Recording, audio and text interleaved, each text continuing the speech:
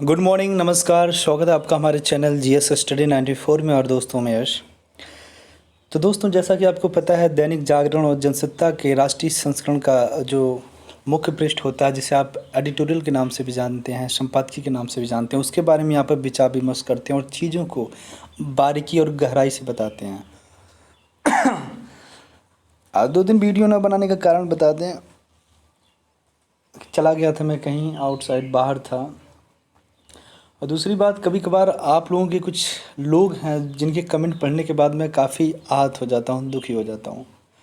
आप लोगों के लिए मैं इतना मेहनत करता हूँ, पर कुछ लोग हैं वो बायस पार्शियल नाम से पुकारते हैं कि मैं किसी एक रिलीजन को लेकर चलता हूँ, किसी एक पार्टी को लेकर चलता हूँ। तो मैं बता दूँ, इस एडिटोरियल में जिनके जो विचार होंगे तो मैं वही बताता हूँ, थोड़ा सा मैं उसको एब्रॉड कर देता हूँ, ठीक है।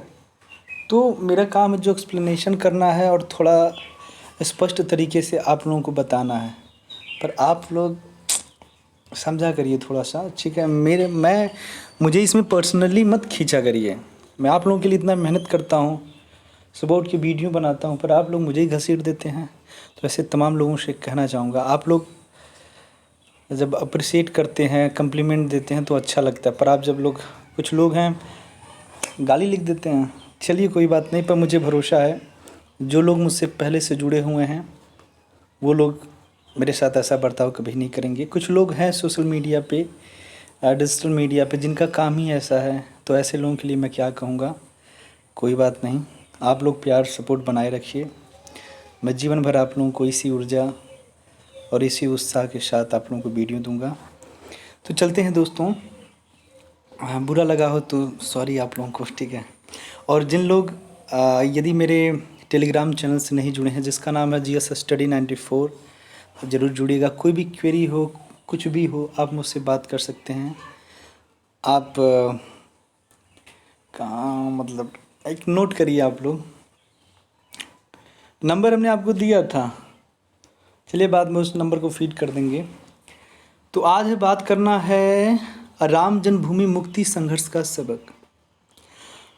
तो विषय से ही पता चल गया कि जिस तरह से राम मंदिर निर्माण के लिए भूमि पूजन किया गया वो पल ऐतिहासिक था। तो जो एक संघर्ष था पिछले 500 साल का, और तमाम तरह की जो राजनीतिक पार्टियां थीं अपने अपने रिलीजन से रिलेटेड राजनीति कर रही थीं, अपनी अपनी राजनीतिक रोटियां सेकने के चक्कर में तमाम तरह के विकास कार्यों को अवरुद्ध रखा था वो, और उस पर अब चर्चा नहीं होना चाहिए।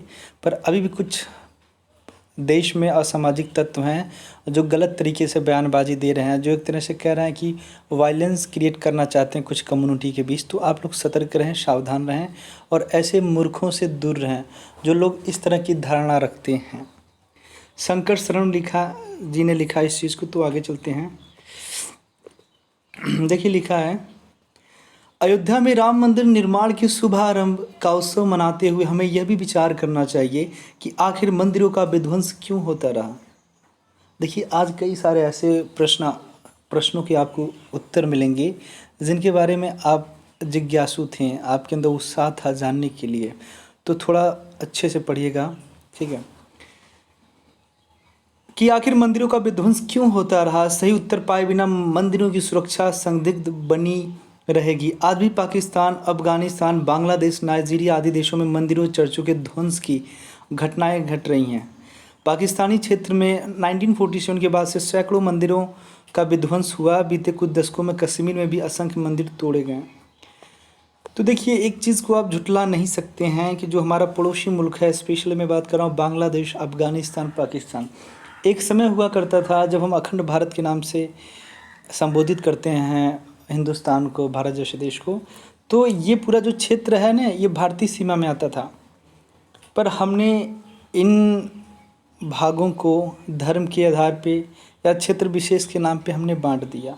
तो वहाँ पे जब पहले जो हिंदू रहते थे, जो आज भी हैं, पर उनकी संख्या नगण्य है, शून्य के बराबर हो चुकी है, या तो तलवार के बल पर उन्हें कन्वर्ट कर दिया गया किसी और रिलीजन में, या फिर उन्हें इतना प्रताड़ित किया गया कि उन्होंने दम तोड़ दिया, या फिर किसी अन्य देश में वो एज ए रिफ्यूजी की ज़िंदगी जी रहे हैं। तो दोस्तों, ऐसे सैकड़ों मंदिर थे, ठीक है, इतिहास में, पर आज या तो पूरी तरह से ध्वस्त कर दिए गए हैं या तो वो धार्मिक स्थल पूरी तरह से उपेक्षा के शिकार बने हुए हैं। और ये किसने किया है? ये वही लोग हैं जो अपने आप को कट्टर बोलते हैं, चाहे वो किसी भी धर्म का है। जो कट्टर शब्द है ये सही नहीं है। कभी भी यदि आप लेखन शैली में जब मेंस में लिखिएगा तो कट्टर जैसे शब्दों का उल्लेख मत करिएगा।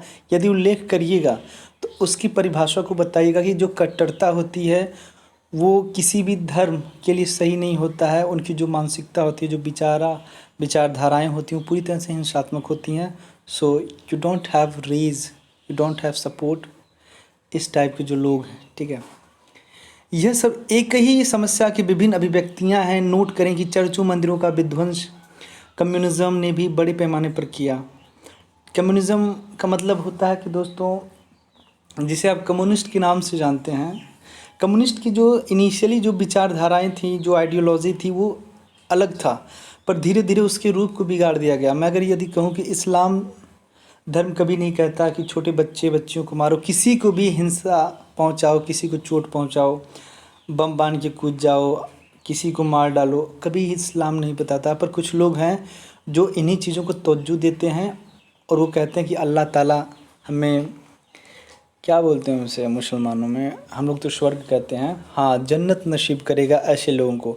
और ऐसे तमाम तरह के मैं वीडियो आपको दिखा सकता हूँ इंटरनेट पे, जो बड़े बड़े मौलवी हैं, ये कह रहे हैं हुक्मरानों तुम कर क्या रहे हो। तो देखिए, ये जो गलत तरीके से किसी को एक तरह से एक्सेलरेट कर रहे हैं कि जाइए आप दूसरे धर्मों को तबाह करिए, वो किसी भी धर्म के लोगों को, चाहे हिंदू हो, मुस्लिम हो, सिख हो, ईसाई हो, बौद्धिस्ट हो, जैन हो, ये लोग किसी की नहीं हैं, ठीक है। अपने धर्म को श्रेष्ठ बनाने के चक्कर में दूसरे धर्मों के लोगों की हत्याएं करें, उनके धार्मिक स्थल, धार्मिक संस्थानों का आप तिरस्कार करें, उसमें लूटपाट मचाएं, सही नहीं है। चीन और तिब्बत में हजारों बौद्ध मठ मंदिरों को तोड़ा गया, ये दुनिया जानती है। स्टालिन युग में रूस और पूर्वी यूरोप में असंख्य चर्चों को ध्वस्त कर वहां स्विमिंग पूल आदि बना डाले गए।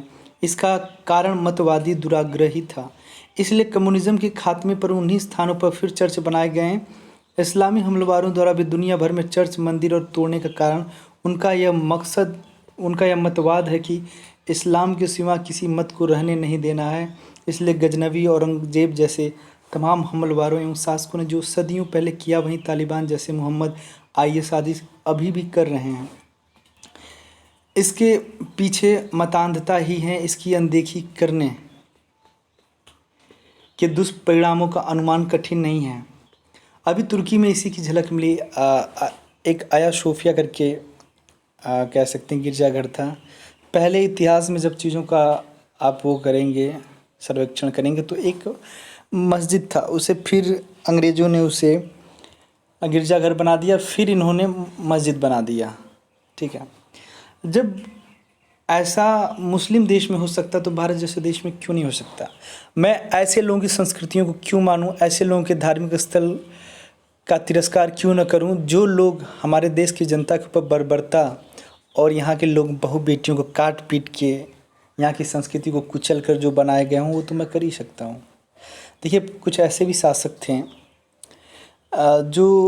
जिनका जो उद्देश्य था, कभी भी दबाव नहीं डाला गया यहाँ के लोगों पर। वो स्वेच्छा से जो धर्म अपनाएं वो धर्म अपनाते रहिए। जो भी राजस्व है सबके एक समान था। आप मिडवल हिस्ट्री का जब अध्ययन करेंगे वहाँ पे देखेंगे दारा शिकोह जैसा भी एक शासक था जो मुस्लिम ही था, पर वो कभी भी भेद नहीं किया हिंदू मुस्लिम जैसे धर्मों में। वो सबको समान एक की नज़र से देखता था। तो यही चिढ़ थी औरंगजेब जो उसका भाई था, इसी वजह से उसने उसको मार डाला। तो ऐसे अच्छे भी चेहरे थे, ऐसे अच्छे लोग भी थे, पर दोस्तों कुछ लोग इतने क्रूर थे कि हमारी संस्कृतियों, हमारी बहू बेटियों के साथ, माँ के साथ जिस तरह से उन्होंने अपमानित किया, वो इतिहास में कुछ जगहों पे तो दर्ज नहीं है। कुछ जगहों पे अगर दर्ज है ना तो लोग वहाँ पे कहते हैं कि नहीं, ऐसे ही लिख दिया गया है। क्योंकि ईसाई देशों ने हागिया सोफिया को पुनर्चर्च बनाने की फिक्र न की, इसलिए उसे फिर मस्जिद में बदल डाला गया। इस्लाम के जन्म से भी पहले बना यह चर्च लगभग 1000 साल तक विश्व का महत्वपूर्ण चर्च था। ओटोमन सुल्तान मोहम्मद ने 1453 में हागिया सोफिया को जबरन मस्जिद में बदला। महान तुर्क नेता मुस्तफ़ा कमाल पाशा ने इस्लामी खलीफत ख़त्म करने के बाद 1935 में उसे संग्रहालय बना दिया, उसी को अभी भी फिर मस्जिद कर दिया गया है। तो यहाँ जो लेख है इससे ये पता चलता है कि पहले मस्जिद था, सॉरी पहले चर्च था, फिर मस्जिद बनाया गया, फिर मस्जिद बनाया गया। विस्मरण और स्मरण समानता से तो तभी विश्व में विभिन्न धर्मावलंबी साथ रह सकते हैं। किसी मतवाद को विशेषाधिकार देने पर ऐसे विध्वंस रुकने के बजाय बढ़ेंगे। यही समस्या की मूल गुत्थी है। इसे न छूने से ही भारत में मंदिरों की मुक्ति का प्रश्न लटका रह गया। गांधी जी ने इस्लामी मतवाद पर चुप रहने की घातक परंपरा बनाई, इसलिए उसके कार्यों को रोकना कठिन हो गया। रूस में तोड़े गए चर्चों की पुनर्स्थापना इसलिए हुई कि उससे पहले कम्युनिस्ट मतवाद पर प्रश्न उठाकर उसे पराजित किया गया। तुर्की में पाशा ने भी खलीफत शरीयत खत्म करके ही हागिया सोफिया को संग्रहालय बनाया।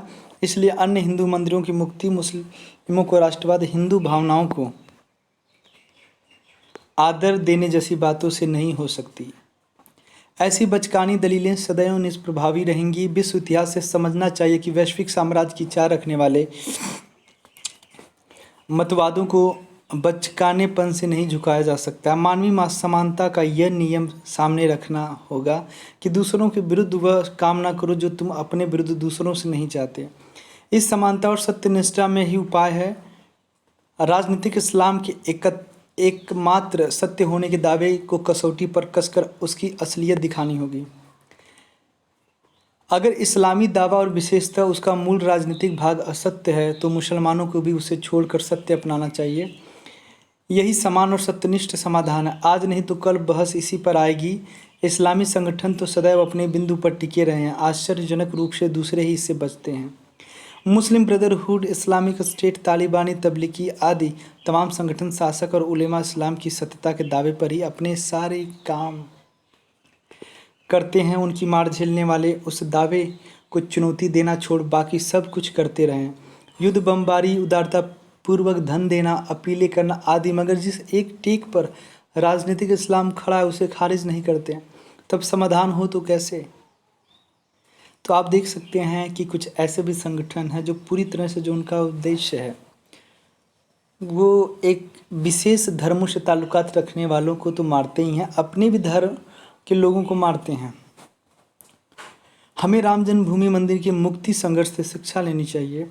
मुस्लिम पक्ष बार बार पैंतरा बदलता रहा, लेकिन हिंदुओं को वह स्थान न देने पर अड़ा रहा, जबकि उसका मुसलमानों के लिए कोई महत्व न था।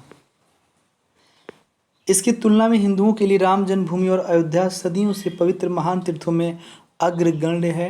इसे कुछ कथित सेक्युलर लिबरल स्वीकार करने से अभी भी बच रहे हैं। अनुभव बताता है कि एक अन्य हिंदू श्रद्धा स्थलों की मुक्ति के लिए फिर वैसा अभियान चलाने के बजाय मूल बिंदु पर आना होगा। असल लड़ाई संपत्ति की नहीं वरन साम्राज्यवादी मतवाद बनाम सत्य की है। समस्या यह नहीं कि कुछ मुसलमान दूसरों के तीर्थों पर कब्जा रखना चाहते हैं, समस्या वह मतवादी विश्वास है जो उन्हें इसके लिए प्रेरित करता है। जब तमाम इस्लामी संगठन दूसरों को मुसलमान बनाना अपना अधिकार समझते हैं तो उन्हें अधर्म से हटाकर सन्मार्ग पर लाना दूसरों का अधिकार है। इस्लाम को एकमात्र सत्य कहने का उत्तर उसे असत्य साबित करना है। मुसलमानों को राजनीतिक इस्लाम की गलती दिखाना एक शांतिपूर्ण कार्य है। कमाल पाशा ने ठीक यही किया था। बता दें, वही कमाल पाशा जो तुर्की के 1924 में उन्होंने खलीफा पद को गैर संवैधानिक करार दे दिया था। इन्होंने इस्लामी मतवाद को पुराना मृत कहकर तुर्की से निकाल बाहर किया था। यह प्रक्रिया अभी भी चल रही है। दुनिया भर में इस्लाम छोड़ने वाले मुसलमान यानी मुल्हिद बढ़ रहे हैं। यह कम्युनिस्ट मतवाद और चर्च मतवाद के साथ पहले हो चुका है। वैचारिक चुनौतियों से ही मध्य युग में चर्च की ओर, हाल में कम्युनिज्म की तानाशाही पराजित हुई। कोई युद्ध नहीं हुआ इस्लामी मतवाद के साथ। यह और आसान है क्योंकि आधुनिक सूचना संसाधनों के युग में सत्य की परख करना सबके हाथ में है। अब इस्लाम और शेष विश्व की इतिहास, दर्शन, साहित्य में योगदान को कोई मुस्लिम स्वयं परख सकता है। दुनिया में मुस्लिम आबादी संस्थानों का बाह्य विस्तार भले हो रहा हो, किंतु भीतर से सांस्कृतिक रिक्तता बढ़ रही है। इमामों, आयातुल्लाहों की सेंसरशिप इंटरनेट ने बेकार कर दी है। विश्व के महान विद्वानों ने इस्लाम की समीक्षाएं की हैं, उनमें मुस्लिम भी हैं। अब वो इंटरनेट की बदौलत सुदूर गांवों तक सहज उपलब्ध है। उसे जानना और मुस्लिमों को जानने के लिए कहना चाहिए।